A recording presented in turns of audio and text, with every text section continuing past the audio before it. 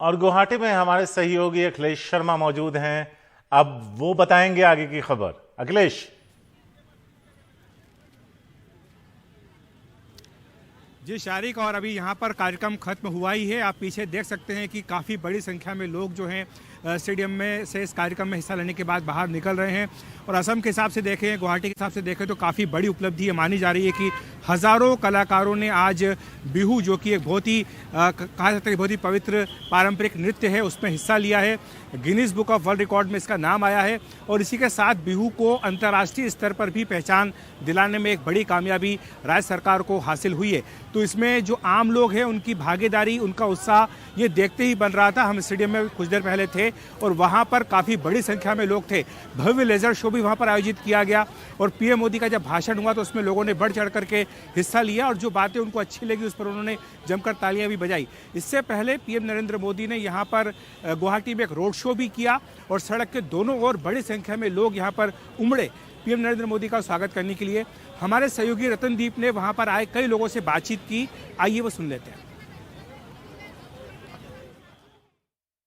आज रंगाली बिहू है, इसके बीच मोदी जी आए हैं आपके बीच, एक गेस्ट आए हैं, तो किस रूप से देखते हैं आप लोग? हाँ, हम देखने बहुत अच्छा लगता है। मोदी जी असम में आए हैं, हम बहुत गौरव बोध करते हैं। यहाँ पे कुछ यंगस्टर्स भी हैं, आपसे बात करेंगे। पहले तो बिहू की शुभकामनाएं। अभी प्रधानमंत्री आए थे, बिहू का दिन है जहाँ पे लोग अपने परिवार और सबके साथ सेलिब्रेट करते हैं। आप लोग बहुत टाइम से यहाँ पे रुके हुए थे, प्रधानमंत्री आज आए। असम में 14,000 करोड़ से भी ज़्यादा प्रोजेक्ट्स आएंगे, एम्स आया है। आज वो बिहू से वर्ल्ड रिकॉर्ड हुआ है, वो देखेंगे भी, वो बिहू में पार्टिसिपेट करेंगे। किस तरह से देखते हैं आप लोग इसे? हम लोगों के लिए बहुत खुशी की बात है, ये असम के लिए भी बहुत खुशी की बात है। अच्छा लग रहा है हम लोगों को। आप यहाँ पे थे, आप वीडियो बना रहे थे मोदी जी का, बहुत टाइम से रुके हुए थे, कैसा लगा सामने से देख पाए? बहुत ভাল লাগিছে আৰু এইটো ঐতিহাসিক আমাৰ অসমৰ গৌৰৱ হৈছে যে ভাৰতীয় জনতা পাৰ্টিৰ নেতৃত্বত ডক্টৰ হিমন্ত বিশ্ব শर्माৰ नेतृत्व। ये कह रहे हैं कि एक इतिहास रचा है जब गिनीज बुक में बिहू के 2 रिकॉर्ड हुए हैं। और आज जो रंगाली बिहू के पहले दिन जब प्रधानमंत्री खुद यहाँ पे आए हैं, लोग बहुत खुश हैं इस बात से। और अगर असम सरकार की बात करें तो सिर्फ डेवलपमेंट प्रोजेक्ट्स ही नहीं हुए हैं, इसके साथ साथ आज जिस तरह से प्रधानमंत्री आए हैं, इसका जो एक ऑप्टिक्स है, इसका जो आगे आने वाले लोकसभा चुनाव में जो पॉलिटिक्स है, इसका एक बहुत बड़ा इम्पैक्ट रहेगा। गुवाहाटी से संजय चक्रवर्ती के साथ रतनदीप चौधरी, एनडीटीवी इंडिया। और एक महत्वपूर्ण बात यह भी कि हाल ही में यहाँ पर मेघालय, त्रिपुरा और नागालैंड के विधानसभा चुनाव हुए थे, जिसमें बीजेपी ने या तो खुद अपने बूते पर या सहयोगियों के साथ सत्ता में वापसी की है। उसके बाद बीजेपी मुख्यालय पर जो कार्यक्रम हुआ था उसमें पीएम नरेंद्र मोदी ने इस जीत को लेकर ये कहा था कि किस तरह से मोदी सरकार आने के बाद पूर्वोत्तर के साथ दिल्ली की जो दूरी थी वो कम हुई, दिल की दूरी भी कम हुई, दिल्ली की दूरी भी कम हुई। असर जो है अन्य राज्यों में भी हो सकता है। आज जब वो यहाँ पार्टी में थे तो उन्होंने राजनीति का भी जिक्र किया। उन्होंने कहा कि किस तरह से जो पिछली सरकारें थी उन्होंने पूर्वोत्तर की उपेक्षा की और उन्होंने सीधे तौर पर कहा कि पिछले 9 वर्षों में पूर्वोत्तर की कनेक्टिविटी बढ़ाने के लिए उनकी सरकार ने कई कदम उठाए हैं। वो चाहे रेलवे की कनेक्टिविटी हो, चाहे सड़कों की हो, चाहे हवाई कनेक्टिविटी हो या फिर मोबाइल कनेक्टिविटी हो, हर तरह की कनेक्टिविटी को बढ़ाया गया है। जो राजनीतिक दौरा भी माना जा रहा है इसको, हमारे सहयोगी रतनदीप हमारे साथ मौजूद हैं। रतनदीप, आप किस तरह से देखते हैं? एक तो सांस्कृतिक पहलू है बिहू का, उस पर हमने चर्चा कर ली, लेकिन जो राजनीतिक पहलू है उनके भाषण में बार बार वो बात आई कि किस तरह से जो पिछली सरकारें थी उन्होंने काम नहीं किया। इसको किस तरह से लेंगे? क्या ये एक तरह से पूर्वोत्तर की जनता का आभार भी था 3 राज्यों में जीत के बाद? और आज हम जब इसको कवर भी कर रहे थे, हम अपने दर्शकों को ये बता रहे थे कि ये सिर्फ एक नॉर्मल विजिट नहीं है, ये एक सरकारी कार्यक्रम नहीं है जहाँ पर कि 14,300 करोड़ का प्रोजेक्ट्स लॉन्च हुआ है। इसमें बहुत सारे ऑप्टिक्स इन्वॉल्व हैं। हमने ऑप्टिक्स को देखा, हमने दिखाया रोड शो, बिहू डांस, मगर इसके साथ जो पॉलिटिक्स जुड़ी हुई है उसको भी हमें देखना होगा। अगले साल चुनाव आने वाले हैं और पूरे उत्तर पूर्व को अगर हम देखें तो असम को लेके 25 सीट हैं लोकसभा के, और ये 25 सीट एज ए ब्लॉक देखने की कोशिश कर रही है बीजेपी। इन 25 सीट बीजेपी ने जीत हासिल की थी। इस बार जब अमित शाह आए थे 11 तारीख को अरुणाचल के दौरे पे, वहां पे उन्होंने सीधे तौर पे ये कहा है कि हम 14 में जो 14 सीट है असम में, उसमें 12 सीट जीतना चाहते हैं और जो 25 सीट है वहाँ पे हम सब ज़्यादा से ज़्यादा सीट जीत, तो एक फोकस रहेगा।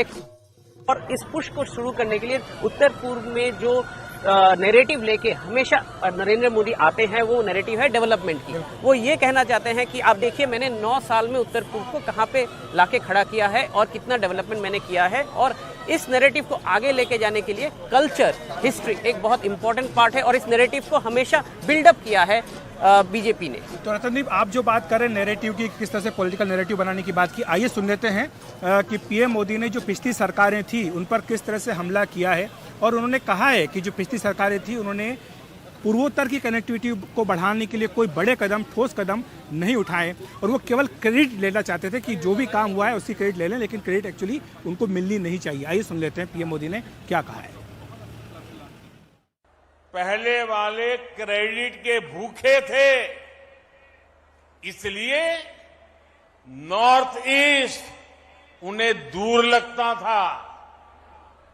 एक परायेपन का भाव उन्होंने पैदा कर दिया था। हम तो सेवा भाव से, आपके सेवक होने की भावना से, समर्पण भाव से आपकी सेवा करते रहते हैं। इसलिए नॉर्थ ईस्ट हमें दूर भी नहीं लगता और अपनेपन का भाव भी कभी भी कम नहीं होता है। आजकल एक नई बीमारी देखने को मिल रही है। मैं देश में कहीं भी जाता हूं, उत्तर में, दक्षिण में, नॉर्थ ईस्ट में, पिछले 9 वर्षों में हुए विकास की चर्चा करता हूं तो कुछ लोगों को बहुत परेशानी हो जाती है। ये नई बीमारी है। वो शिकायत करते हैं कि दशकों तक उन्होंने भी देश पर राज किया है, उन्हें क्रेडिट क्यों नहीं मिलता। क्रेडिट के भूखे लोगों और जनता पर राज करने की भावना ने देश का बहुत अहित किया है। और पीएम नरेंद्र मोदी ने आज यहां पर गुवाहाटी हाईकोर्ट की प्लेटिनम जुबली समारोह के कार्यक्रम में भी हिस्सा लिया और उन्होंने कहा कि जो न्याय है वो स्थानीय भाषा में होना चाहिए, तकनीक का इस्तेमाल होना चाहिए। अगर ये सब होता है तो इससे स्थानीय लोगों को काफी मदद मिलती है। आइए सुन लेते हैं। 2013 तक तो गुवाहाटी हाईकोर्ट की ज्यूरिडिक्शन में पूर्वोत्तर के 7 राज्य आते थे। इसलिए गुवाहाटी हाईकोर्ट की 75 वर्ष की यात्रा में पूरे पूर्वोत्तर का अतीत जुड़ा हुआ है, लोकतांत्रिक विरासत जुड़ी हुई है। मैं इस अवसर पर असम और पूर्वोत्तर के सभी लोगों को और खासकर यहां की अनुभवी लीगल फ्रेटर्निटी को बहुत बहुत शुभकामनाएं देता हूं। आज यहां कई कानूनी दिग्गज मौजूद हैं। आप जानते हैं कि हमारे यहां के कई कानूनी प्रावधान ब्रिटिश काल से चले आ रहे हैं। कई ऐसे कानून हैं जो पूरी तरह अप्रासंगिक हो चुके हैं। सरकार के स्तर पर हम इनकी निरंतर समीक्षा कर रहे हैं। हमने ऐसे 2000 केंद्रीय कानूनों की पहचान कर उनको खत्म कर दिया और जो अप्रचलित और निरर्थक हो गए थे, काल बाह्य हो गए थे, हमने 40,000 से ज्यादा कंप्लायंसेस को भी समाप्त किया है। और वैसे आपको एक बार फिर से बता दें कि आज पीएम मोदी का जो गुवाहाटी का दौरा था, इसकी सबसे बड़ी खासियत जो थी वो बिहू का आयोजन, और जिस तरह से 10,000 से ज़्यादा कलाकारों ने इसमें हिस्सा लिया। उसके बाद Guinness book of world record में इसका नाम भी आया है। रतनदीप हमारे साथ बने हुए हैं। रतनदीप, बिहू का इम्पोर्टेंस और उसकी पॉलिटिक्स, क्योंकि ये भी माना जा रहा है कि बिहू को लेकर राजनीति भी है, एक अपनी सांस्कृतिक पहचान, अस्मिता, उसको उठाना, उसको बताना लोगों को, और उसके साथ साथ लोगों को कनेक्ट भी करना। जी हाँ, क्योंकि बिहू असम के लिए और पर्टिकुलरली रंगाली बिहू, क्योंकि ये रंगाली बिहू असमीज कैलेंडर की शुरुआत है। ये ऐसा फेस्टिवल है जहाँ पे कि लोग अपने परिजनों के साथ, अपने दोस्तों के साथ नए कपड़े पहन के बिहू के मंच में जाते हैं, गाना गाते हैं। और ये एक नेशनल फेस्टिवल है, ये कोई पर्टिकुलर रिलीजन का फेस्टिवल नहीं है, पर्टिकुलर कम्युनिटी का फेस्टिवल नहीं है, ये पूरे राज्य का फेस्टिवल है।